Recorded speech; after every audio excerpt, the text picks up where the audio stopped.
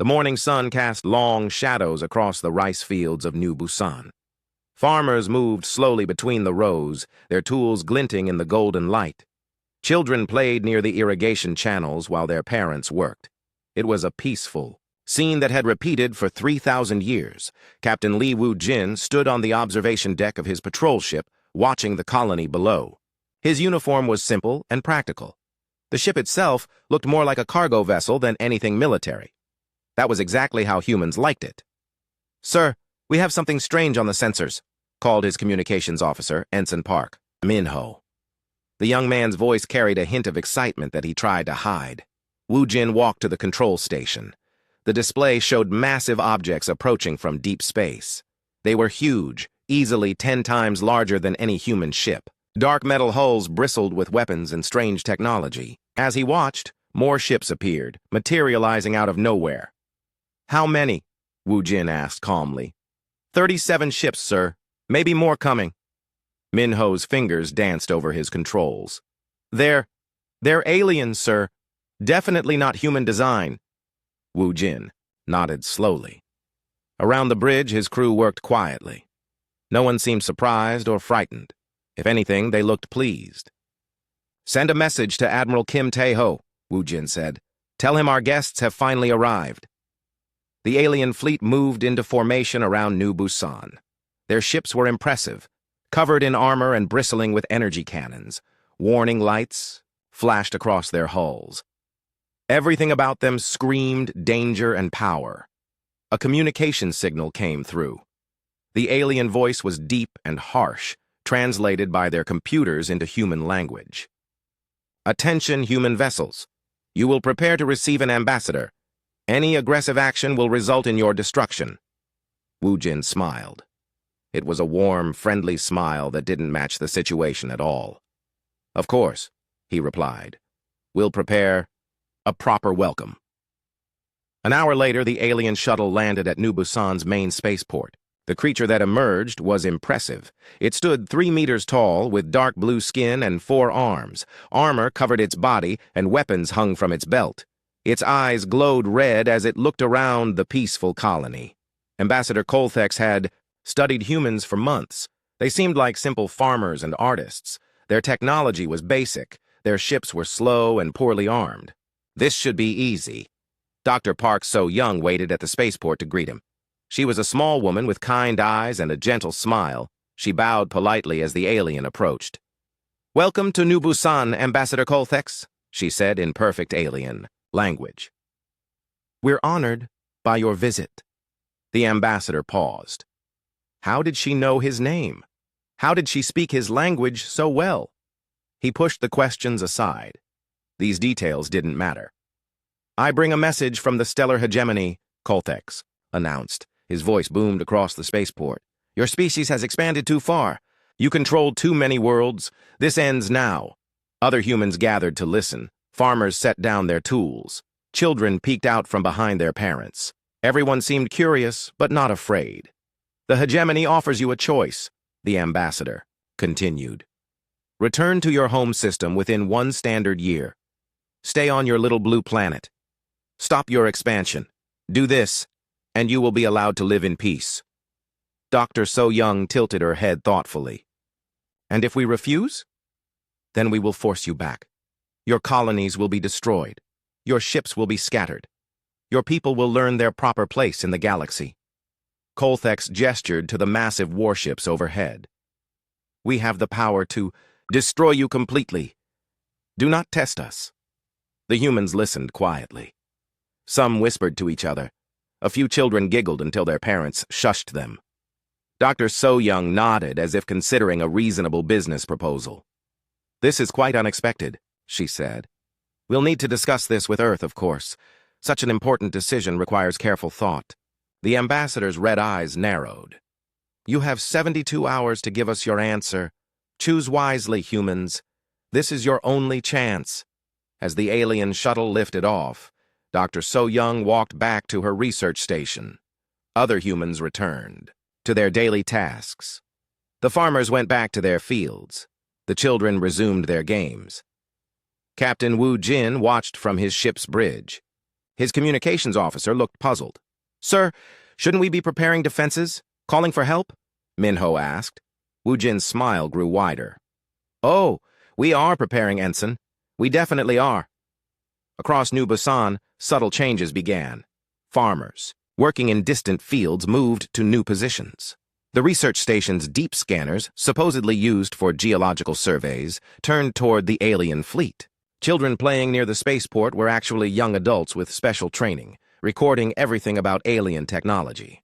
In orbit, Ambassador Colthex reviewed his intelligence reports with satisfaction. The humans had reacted exactly as predicted. They seemed shocked and helpless. Their ships were primitive. Their weapons were almost non-existent. Even their military captain looked more like a merchant than a warrior. "They will surrender," he told his aide. "Look at them. They grow food and make art. They have no stomach for war." His aide, a younger alien named Veltar, studied the sensor readings. "Sir, there are some unusual energy signatures from their underground facilities." "Mining operations," Colthex dismissed. "They dig for metals and minerals, nothing more. But the patterns are strange, almost like—" "Enough," the ambassador cut him off. "These are farmers, not warriors. You worry too much." Below on New Busan, Dr. So Young sat in her office, typing a message to Earth. Her fingers moved quickly over the keyboard. The message was short and simple.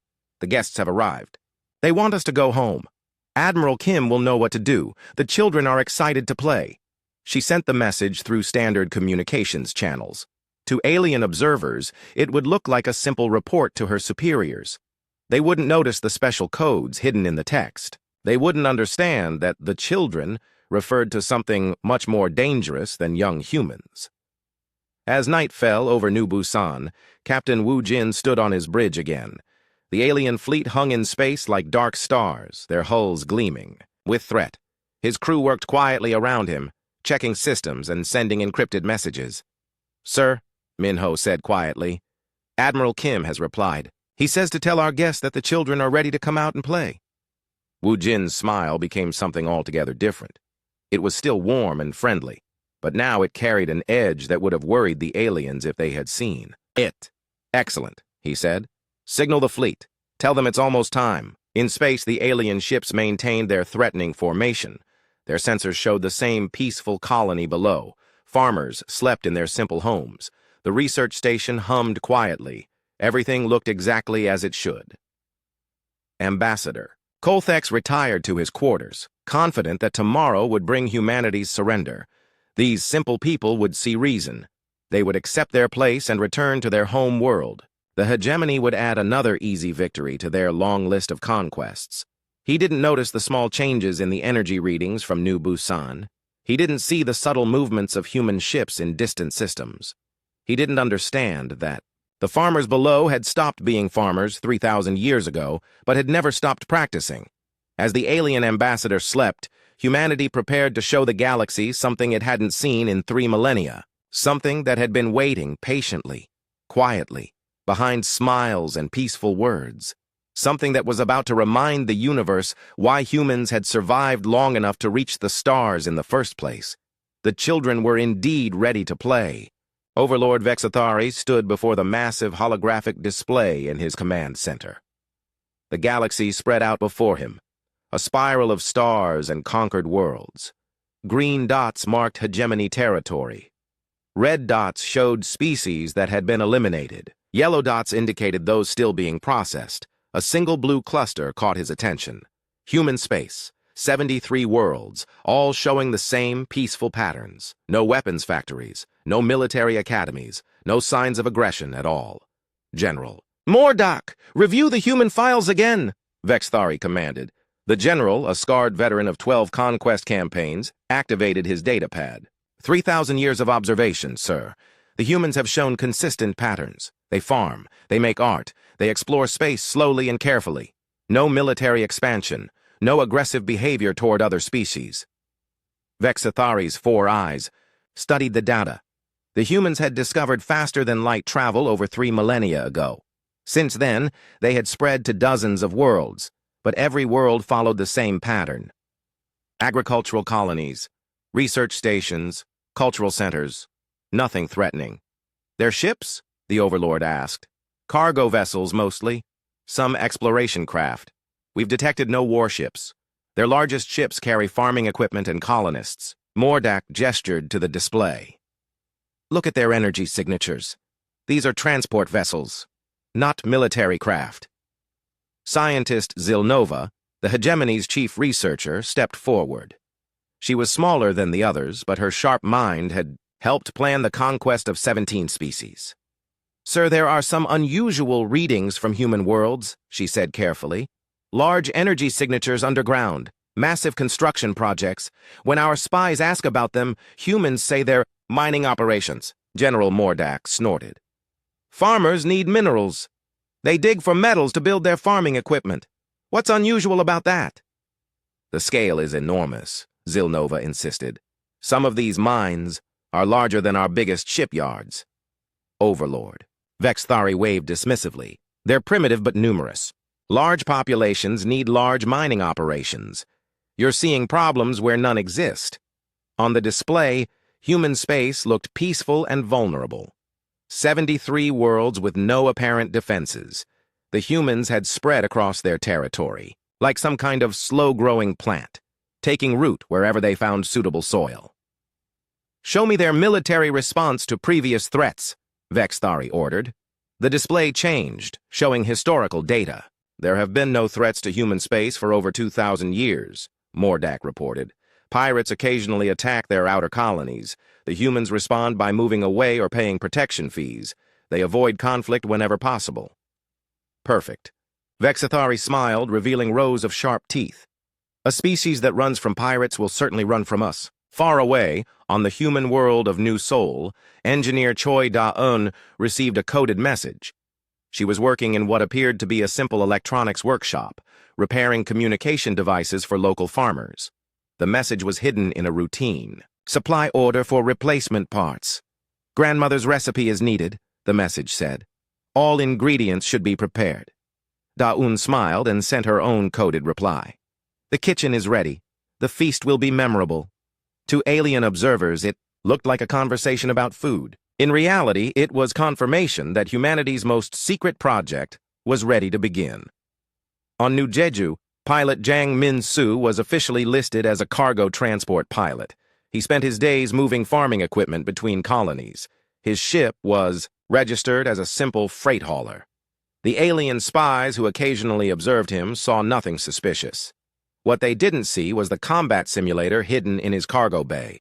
They didn't notice that his farming equipment was actually sophisticated, weapons components in disguise. They certainly didn't realize that Min-soo could pilot his transport through an asteroid field at maximum speed while blindfolded. Across human space, similar scenes played out. Teachers were actually tactical specialists. Doctors doubled as battlefield. Medics.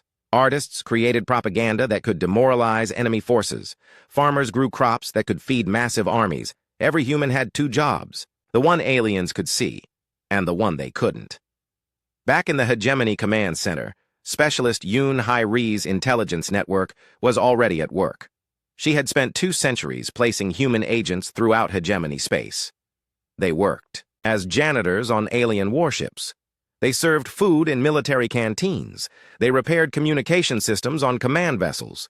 The aliens never suspected. Why would they? Humans were peaceful farmers. They had no interest in espionage or warfare. Agent Kim Soo-jin cleaned floors on Overlord Vexthari's flagship. Every day she emptied trash and dusted furniture. Every night she transmitted detailed intelligence reports back to human space. She knew the ship's weapons systems better than most of its crew. Agent Lee Byung-ho worked in the Hegemony's central communication hub.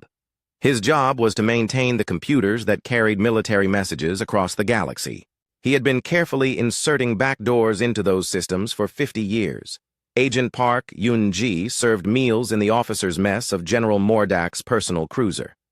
She had listened to thousands of strategic discussions while pouring drinks and clearing plates.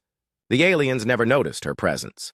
The Hegemony's conquest of 17 species had made them confident and careless. They expected other species to cower before their might.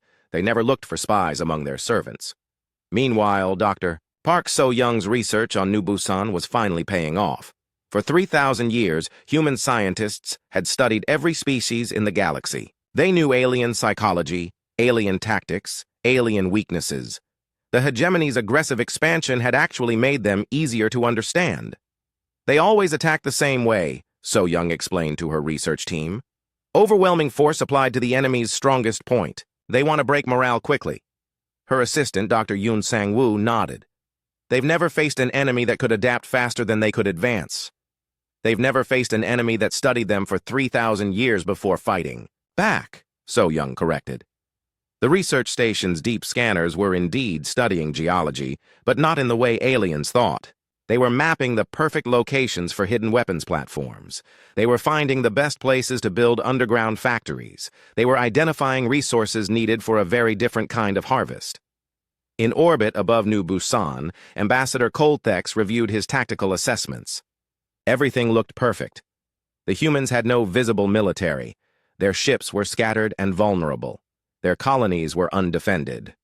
Sir, his aide Veltar said hesitantly, I'm still concerned about those energy readings. Mining equipment, Colthex repeated. Large mining equipment for a large population. But some of the patterns suggest what? That farmers are secretly building warships underground? The ambassador laughed, a harsh sound like grinding metal. You've been reading too many adventure stories. Veltar fell silent. But his concerns remained. The energy signatures were wrong. The construction patterns made no sense for mining. Most troubling of all, the humans seemed too calm about the hegemony's ultimatum. In his quarters that night, Veltar accessed the intelligence. Files one more time. 3,000 years of data painted a clear picture. Humans were peaceful. They avoided conflict. They had never shown aggression toward other species. But buried deep in the historical records, Veltar found something odd. Before humans had achieved spaceflight, their homeworld had been divided into numerous competing nations. These nations had fought countless wars using increasingly sophisticated weapons. Then, suddenly, the wars had stopped. The nations had unified. Humanity had turned its attention to space exploration and peaceful expansion. What had happened to all those weapons? What had become of the military knowledge accumulated over millennia of warfare? The files suggested it had simply been abandoned in favor of peaceful pursuits. But Veltar wondered if perhaps it had just been hidden instead. He tried to share his concerns with the ambassador again, but Colthex was busy planning the conquest. The human surrender would come soon. Then the hegemony would add another easy victory to their record.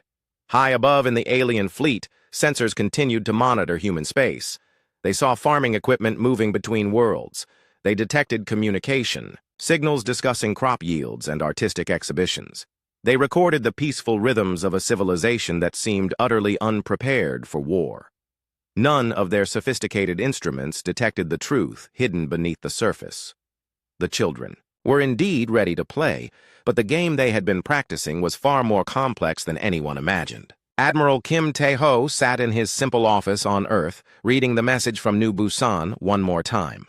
Around him, the walls displayed peaceful scenes from human colonies, gardens in bloom, children playing, artists at work. Nothing suggested that this quiet room was the command center for the largest military force in galactic history.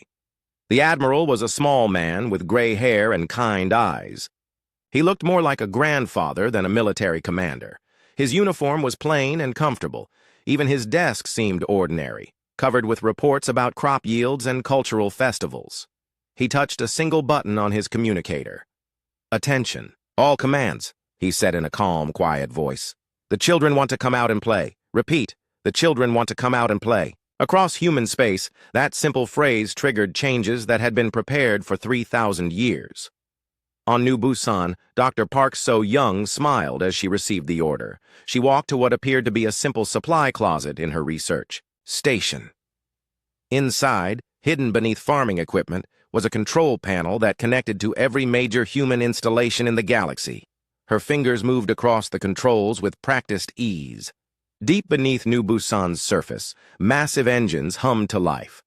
The ground trembled slightly as enormous structures began to rise. Captain Li Wu-jin watched from his ship's bridge as the peaceful agricultural world transformed before his eyes. Rice fields split open to reveal hidden hangar bays. Research stations unfolded like metal flowers, bristling with weapons and sensors. What had seemed like simple mining equipment emerged as the most advanced military technology in the galaxy. "Sir," Ensign Park Min-ho whispered, "the aliens are seeing this too." "Good," Wu-jin replied.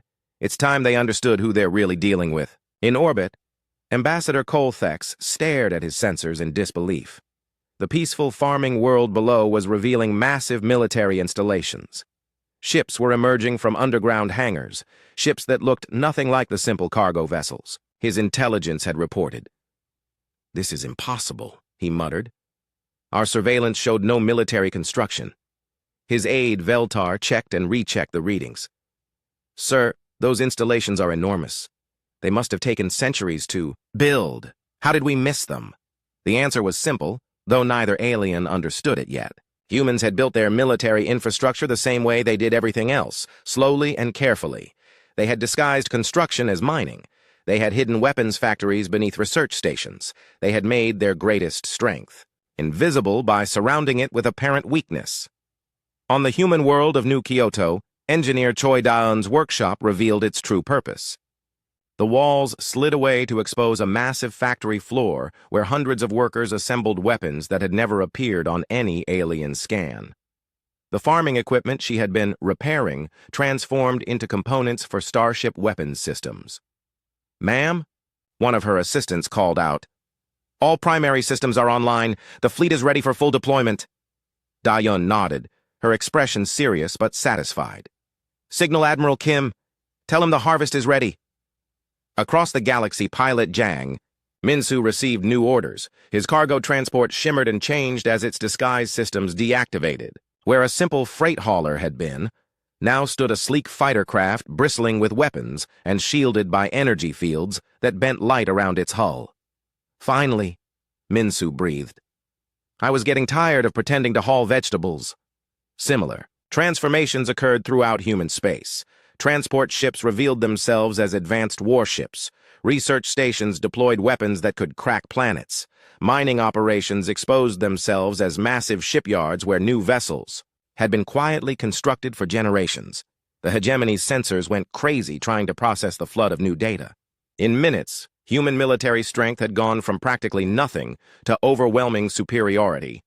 Admiral Kim Tae-ho's reply to the alien ultimatum arrived exactly 72 hours after it had been delivered.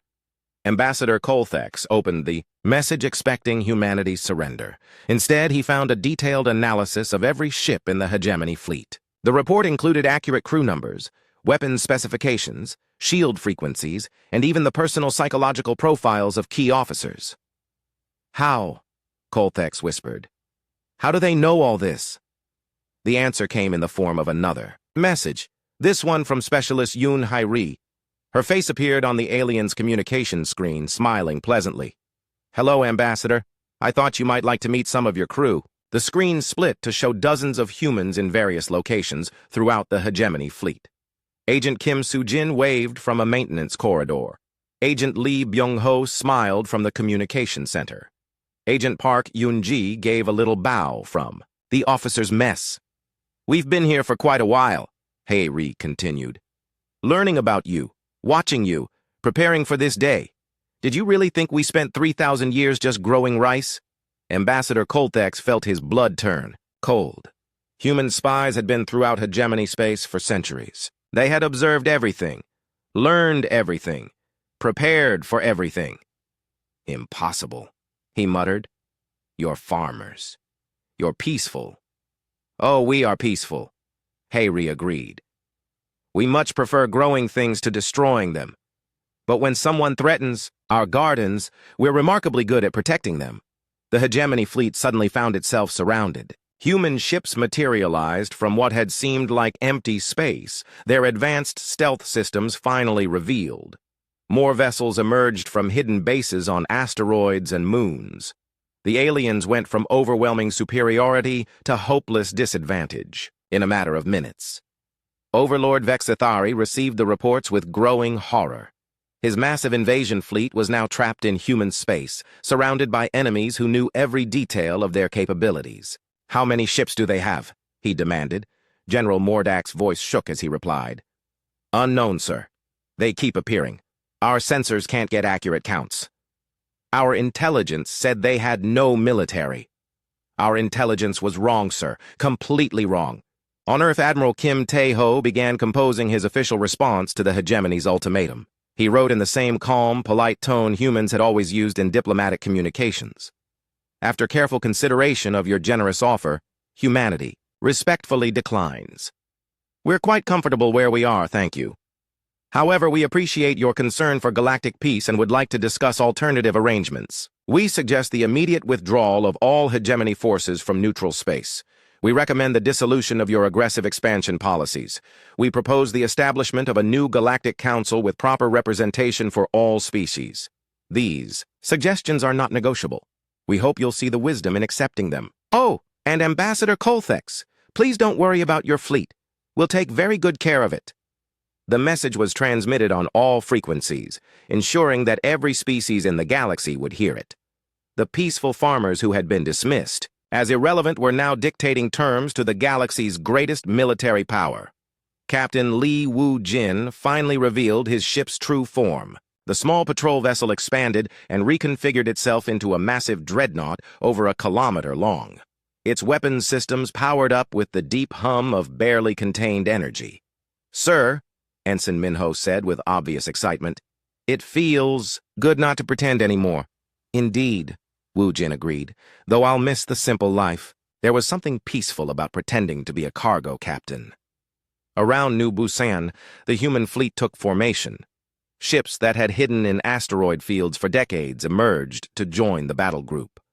Vessels that had masqueraded as mining. Equipment revealed advanced weapons and defense systems.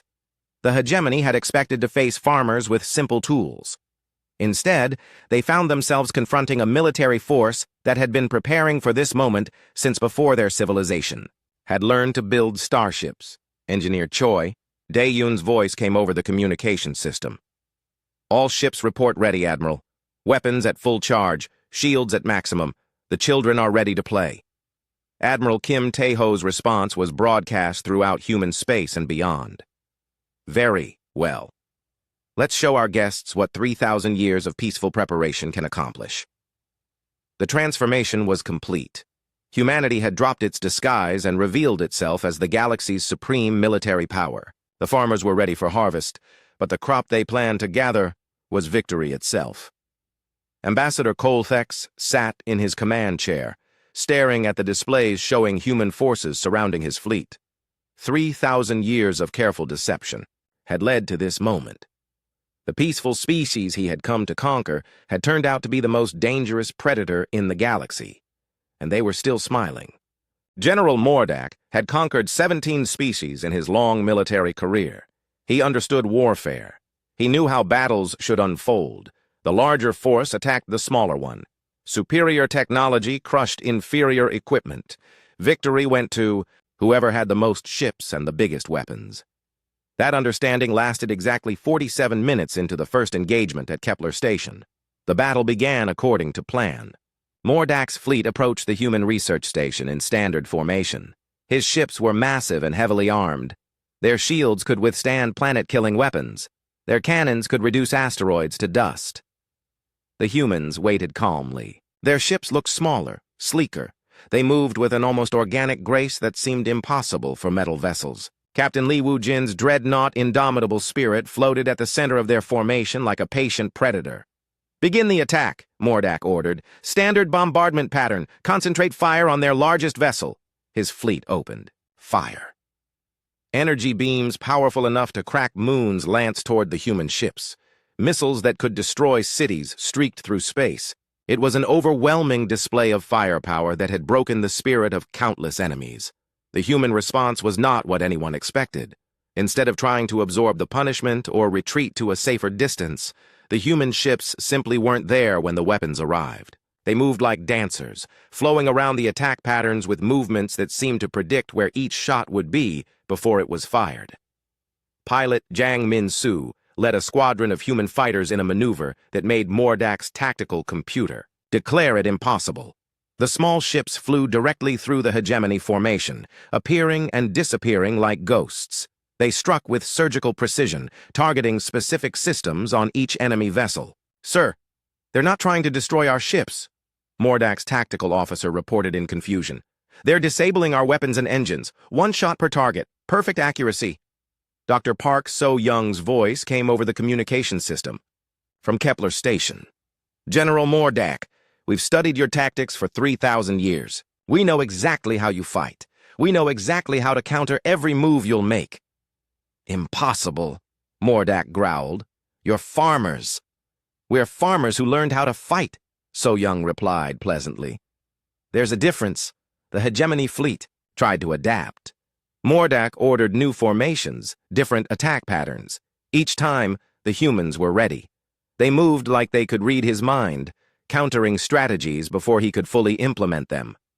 Engineer Choi Da-eun's voice joined the conversation. "We've been watching you conquer other species, General. You always use the same basic approach. Overwhelming force applied to the strongest point. It works against enemies who fight the way you expect them to."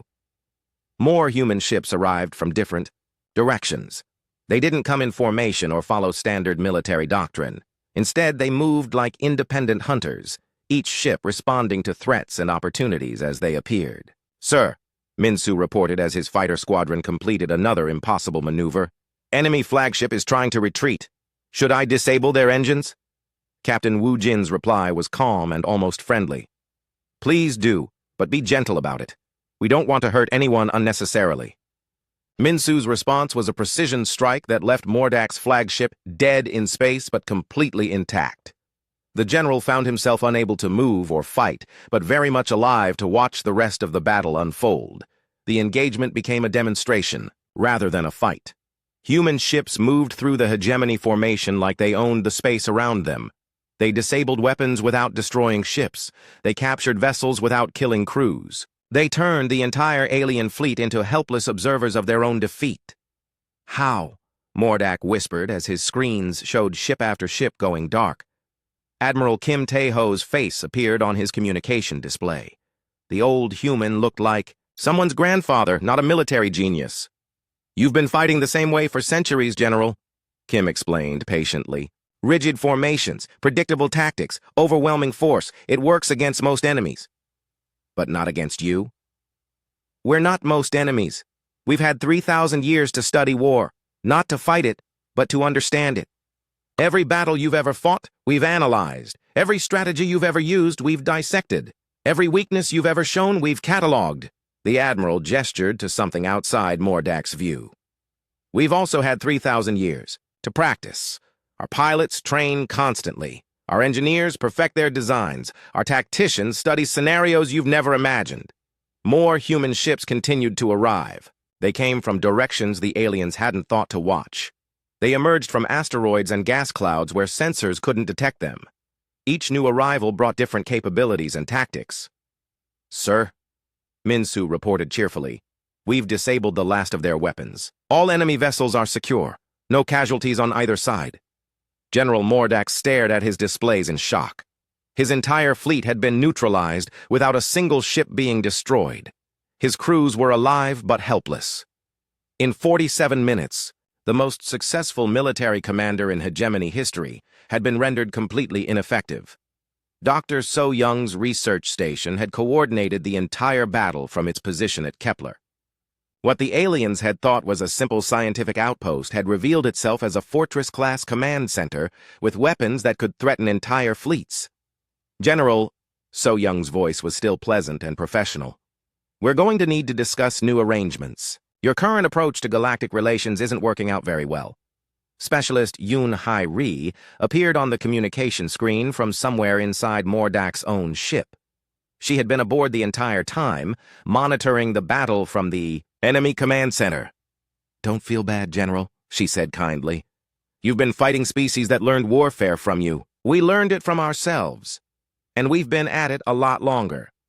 The true scope of human preparation began to reveal itself. Ships that had seemed small proved to be carrying weapons that violated known physics. Fighters, that should have been.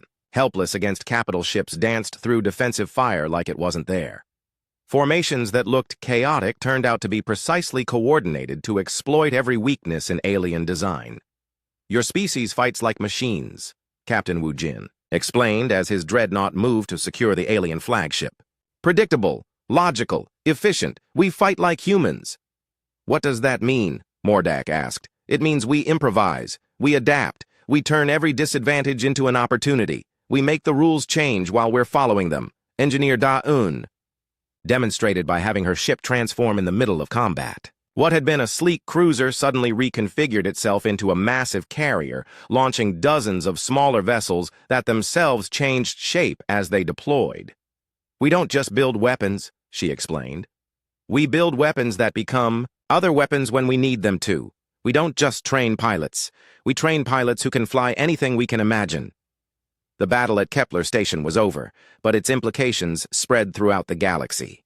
The hegemony's most successful fleet had been defeated without losing a single human life. Their most experienced general had been outmaneuvered by what appeared to be farmers and scientists. Admiral Kim Tae-ho opened a communication channel to the entire hegemony fleet. "Gentlemen, you came here to show us our place in the galaxy. Consider the lesson learned. We know exactly where we stand." "And where is that?" Mordak asked quietly. "Wherever we choose to be," the Admiral replied. "We've been patient for 3,000 years. We've been peaceful because we chose to be peaceful, but we've never been helpless." The human fleet began moving the captured hegemony vessels toward secure facilities. The aliens found themselves being treated as honored guests rather than defeated enemies. Medical teams ensured their comfort. Engineers repaired their life support systems. Cooks prepared meals that accommodated alien dietary requirements. "Why aren't you killing us?" Mordak asked. Dr. So Young answered from Kepler Station. "Because we're not monsters, General. We're farmers who learned to fight when we had to, but we'd much rather grow things than destroy them. Even after we threatened you? Especially then. It proves we were right to be prepared, but it doesn't mean we have to become like you." As the captured fleet was secured, reports began arriving from other systems. The pattern was the same everywhere. Human forces that had appeared from nowhere were engaging hegemony fleets with tactics that seemed impossible. Victories that should have taken days were accomplished in hours. General Mordak realized that his defeat at Kepler Station wasn't an exception. It was the rule. Across the galaxy, the hegemony's military machine was being systematically dismantled by an enemy that fought unlike anything they had ever encountered.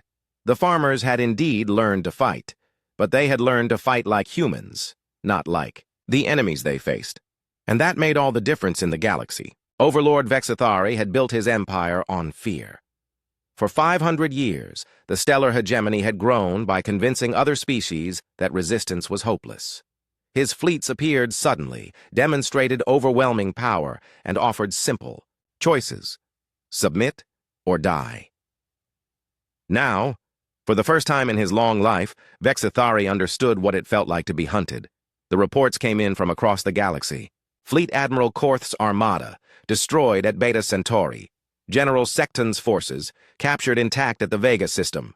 Commander Zalthek's squadron simply vanished near the Pleiades cluster. But these weren't random defeats. The humans were. Hunting his forces with surgical precision, appearing exactly where they would do the most damage. They struck supply lines, captured command vessels, and eliminated key installations with an efficiency that suggested they knew more about hegemony operations than his own generals.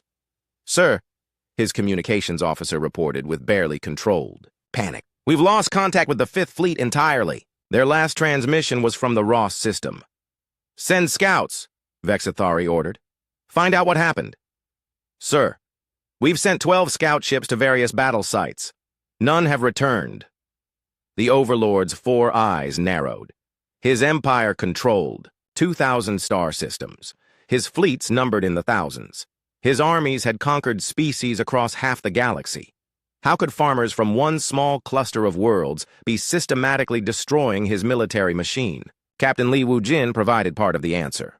His voice came through on all hegemony communication frequencies, pleasant and conversational. "Overlord Vexithari, we thought you might like to know what happened to your scouts. They're all fine. By the way, We've captured them intact. Your crews are being treated well. The communication included detailed footage of captured hegemony vessels. Human engineers were studying every component, every system, every piece of technology. But they weren't just copying alien designs, they were improving them. Your ships are quite impressive, Wu Jin continued, but they're designed for the kind of warfare you've always fought. Overwhelming force against static targets. We've made some modifications that should help them perform better in more flexible engagements. What followed was a demonstration that made Vexathari's blood run cold. One of his own captured dreadnoughts, now crewed by humans, engaged 3 similar vessels still under hegemony control. The modified ship moved like nothing in his fleet's experience, its weapons firing with impossible accuracy while its shields absorbed damage that should have destroyed it. In 12 minutes, the human-modified vessel had captured all 3 hegemony ships without destroying any of them. Engineer Choi Da-eun's voice joined the broadcast. We've been studying your technology for quite a while, Overlord. It's good, but it could be better. Would you like to see what we've learned? Across the galaxy, human forces began deploying weapons that used hegemony technology as their foundation, but improved it in ways that alien engineers had never imagined. Shields that could phase in and out of reality. Weapons that adapted their frequency to match any target. Ships that could fold space around themselves to appear in multiple locations simultaneously. Dr. Park So-young added her analysis. You've focused on raw power, Overlord. Bigger ships, stronger weapons, heavier armor.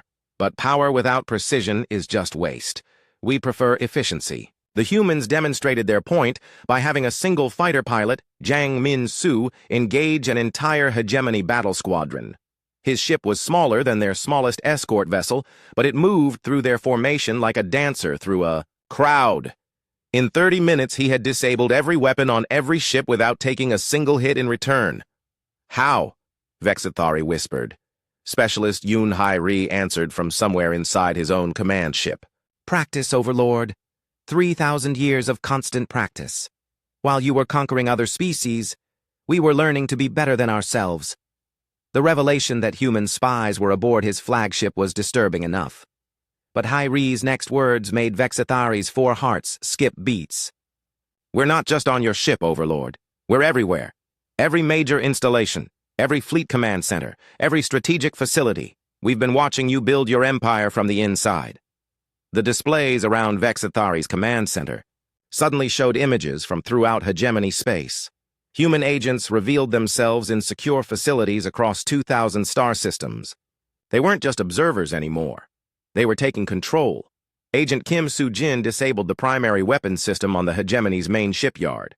Agent Lee Byung-ho redirected communication signals to prevent coordination between scattered fleets. Agent Park Yoon-ji locked down the central computer systems that controlled supply distribution throughout the empire.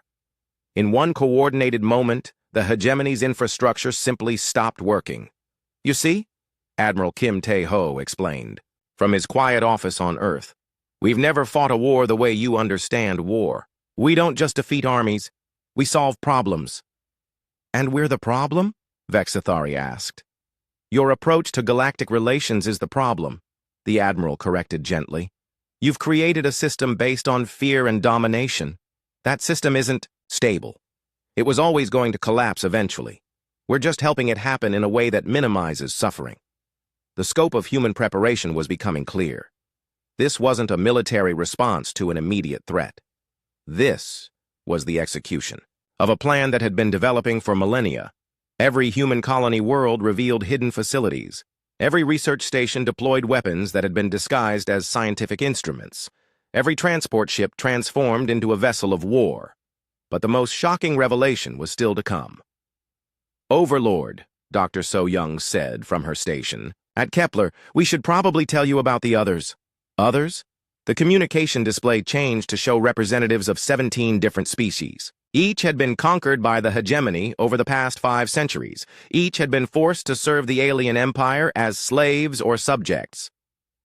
We've been in contact with them for quite some time, So-young continued. It turns out that many species don't particularly enjoy being conquered. They've been waiting for an opportunity to change their situation. Across hegemony space, the conquered species began to rise. But this wasn't a chaotic rebellion. It was a coordinated revolution led by human advisors who had been working with resistance movements for centuries. The Zeridian people revealed that their mining operations had been producing weapons instead of metals for the past 200 years. The Korthax species disclosed that their agricultural worlds had been training grounds for guerrilla fighters. The Villani announced that their research facilities had been developing technology specifically designed to counter hegemony equipment. "You never paid attention to your subjects," Admiral Kim observed. "You saw them as resources to exploit, not people with their own goals and capabilities. That was a mistake."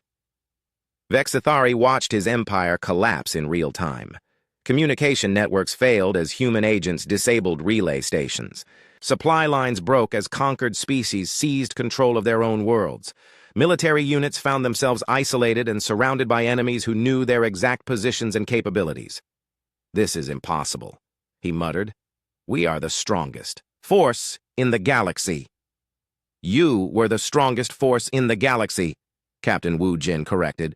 "But strength alone isn't enough when you're fighting an enemy that's smarter, more prepared, and better motivated than you are." The human fleet that had seemed small at the beginning of the conflict continued to grow. Ships that had been hidden throughout the galaxy for generations emerged from concealment. Vessels that had been disguised as civilian craft revealed their true military nature. Forces that had been scattered across human space consolidated into battle groups that dwarfed anything the hegemony could field. But the humans weren't just winning through superior numbers or technology. They were winning because they understood their enemy better than the enemy understood itself. "Every species you've conquered has taught us something about you," Engineer Da-Yoon explained. "We learned your tactics from the Drakmari resistance. We studied your technology through captured hegemony equipment. We understood your psychology by watching how you treated your subjects. We've been preparing for this conflict since before your empire existed," Pilot Minsu added from his fighter cockpit. "You've been preparing for the enemies you've already defeated. There's a difference." As the hegemony's command structure collapsed, Vexthari found himself cut off from most of his forces. Human ships surrounded his flagship, but they didn't attack. Instead, they waited. "What do you want?" he finally asked. Admiral Kim Tae-ho's face appeared on the communication screen one last time. "We want you to understand something, Overlord. This didn't have to happen. If you had approached us with respect instead of threats, we would have been happy to work with you. We've always preferred cooperation to conflict. But you threatened our people. You demanded that we abandon our homes. You forced us to reveal capabilities we would have preferred to keep hidden." The Admiral's expression was sad but determined. "Now you understand what happens when peaceful people decide they have to fight." The hunters had indeed become the hunted. The galaxy's most powerful empire was learning what it felt like to be prey. And the farmers who had... The surrender came not with fanfare, but with a simple message transmitted across all frequencies in the galaxy. Overlord Vexithari's voice, once commanding and feared, now carried the weight of complete defeat. "To all hegemony forces, this is Overlord Vexithari. I hereby order the immediate cessation of all military operations. Lay down your weapons. Stand down your fleets. The war is over." Admiral Kim Tae-ho received the message in his quiet office on Earth, surrounded by the same peaceful decorations that had been there when the conflict began. Reports of crop yields still covered his desk. Images of children playing in gardens still graced his walls. Nothing in the room suggested that from this simple space, the greatest military victory in galactic history had been coordinated. "Signal. All commands," he said calmly. "Weapons to stand by. Begin recovery operations. Treat all surrendering forces as honored guests." Captain Lee Wu Jin acknowledged the order from the bridge of his dreadnought, now revealed in its full kilometer-long glory. Around him, the massive fleet that had emerged from 3 millennia of careful preparation began the delicate task of accepting surrender from an empire that spanned half the galaxy. "Sir," Ensign Park Min-ho reported, "Overlord Vexithari is requesting permission to come aboard. He wants to discuss terms personally." Wu Jin smiled, the same warm expression he had worn when pretending to be a simple patrol captain. "Of course. Prepare the diplomatic suite and see if the kitchens can manage something suitable for his dietary requirements. The meeting took place not in a military tribunal, but in a comfortable conference room decorated with art from dozens of human worlds. Vexathari, his armor dimmed and weapons surrendered, sat across from representatives of the species he had tried to conquer. Dr. Park So-young served tea with the same gentle grace she had shown when greeting Ambassador Colthex at the beginning of the conflict. Engineer Choi Da-un displayed holographic projections of reconstruction plans for damaged hegemony worlds. Specialist Yoon Hai-ri provided detailed intelligence reports that demonstrated just how thoroughly humans had penetrated alien society. The terms are simple, Admiral Kim explained, his tone as friendly as if he were discussing a farming contract. The stellar hegemony will be dissolved. Aggressive expansion policies will end immediately. All conquered species will be granted full autonomy to govern themselves as they choose. Vexathari's 4 eyes studied the human faces around the table. These were the people who had destroyed his empire in a matter of weeks. They looked like farmers and teachers and engineers. They offered him tea and spoke in polite, measured tones. They treated him with more courtesy than he had ever shown to defeated enemies. "And if we refuse?" he asked, though he already knew the answer. "Then we'll implement these changes without your cooperation," Captain Wu Jin replied pleasantly. "But we'd much prefer to work with you. Rebuilding a galaxy is easier when everyone contributes." The Overlord looked around the room again. "You could have destroyed us completely." "We could have," Dr. So-young agreed. "But that would have been wasteful. You have knowledge and resources that can benefit everyone. Your people have skills that could help build something better than what came before. Besides," Engineer Da-un added, "we're farmers at heart. We prefer growing things to destroying them, even if what we're growing is a new galactic civilization." The transformation that followed was as carefully planned as the military campaign had been. Human administrators worked with local leaders to establish new governments on liberated worlds. Former hegemony officers who accepted the new order found themselves serving in peacekeeping forces under human supervision. Scientists and engineers from all species collaborated on projects that would benefit everyone. Pilot Yang Min-soo, released from his role as a military commander, began training pilots from dozens of different species. His students were eager to learn human techniques, though they quickly discovered that mastering the art of three-dimensional combat required more than just technical skill. "Flying is easy," he told a mixed class of former enemies and new allies. "Flying like a human takes a different kind of thinking. You have to stop planning every move and start feeling your way through space." A young hegemony pilot, formerly proud of his rigid adherence to military doctrine, raised a clawed hand. "But how do we anticipate threats without following established patterns?" Minsu grinned. "You learn to expect the unexpected. Every engagement is different. Every enemy has weaknesses you won't discover until you're fighting them. The secret is to stay flexible enough to exploit whatever opportunities appear." The pilot looked confused. "That sounds like chaos." "It is chaos," Minsu agreed cheerfully. "But it's controlled chaos. We create disorder that we can navigate better than our enemies can. It's the difference between a storm that destroys everything and a wind that fills your sails." Across the galaxy, similar lessons were being taught. Human doctors showed alien medics how to treat species they had never encountered. Human engineers demonstrated technologies that could be adapted to different environmental needs. Human diplomats helped former enemies work out their differences without resorting to warfare. The process wasn't always smooth. Some hegemony officers refused to accept the new order and had to be contained in comfortable but secure facilities. A few liberated species tried to launch revenge attacks against their former oppressors, requiring gentle but firm intervention from human peacekeepers. But most of the galaxy embraced the changes with enthusiasm born of hope. For the first time in centuries, species could develop their own cultures without fear of conquest. Trade networks emerged based on mutual benefit rather than exploitation. Research projects began that included participants from dozens of different worlds. Overlord Vexathari found himself serving as an advisor to the new Galactic Council, helping to peacefully dismantle the empire he had spent his life building. The irony wasn't lost on him, but he discovered that working for construction rather than destruction brought satisfactions he had never experienced as a conqueror. "Why do you trust us?" he asked Admiral Kim during one of their regular consultations. "We tried to destroy you." The Admiral considered the question seriously. "Because you tried to destroy us for what you thought were rational reasons. You believed your way was better. You were wrong, but you weren't evil. People who can learn from their mistakes are worth trusting. And if we betray that trust, then we'll deal with that problem when it arises," Kim replied calmly. "But we prefer to assume people will make good choices when given the opportunity." The new galactic order that emerged was unlike anything the universe had seen before.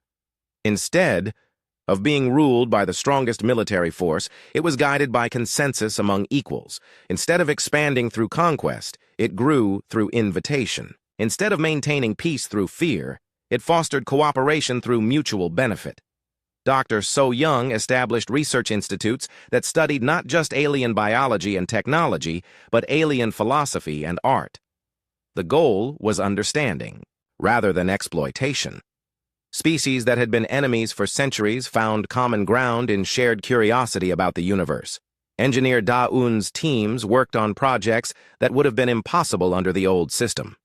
Terraforming techniques that combined the best ideas from dozens of different species. Starship designs that incorporated technologies from across the galaxy. Communication networks that could facilitate trade and diplomacy between worlds that had never been in contact. But perhaps the most significant change was psychological. The galaxy's species no longer lived in fear of invasion or conquest. Children could grow up expecting to explore the universe rather than defend their homes from it.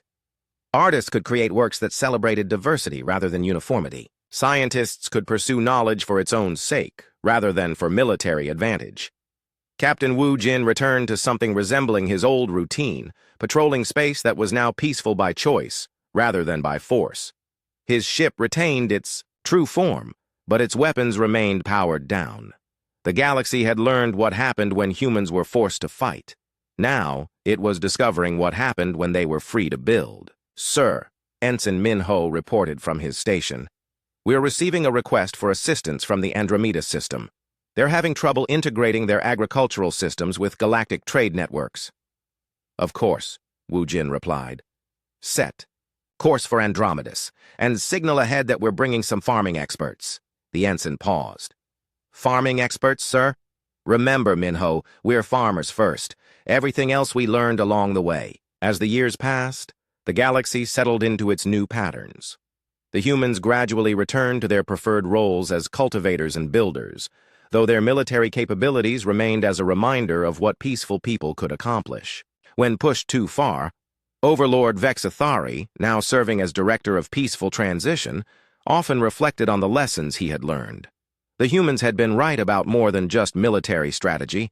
Their approach to civilization itself was more stable and more satisfying than anything the hegemony had achieved. The farmers had indeed proven themselves to be the galaxy's most dangerous force, but they had also proven themselves to be its most generous teachers. They had taken a universe divided by fear and conquest and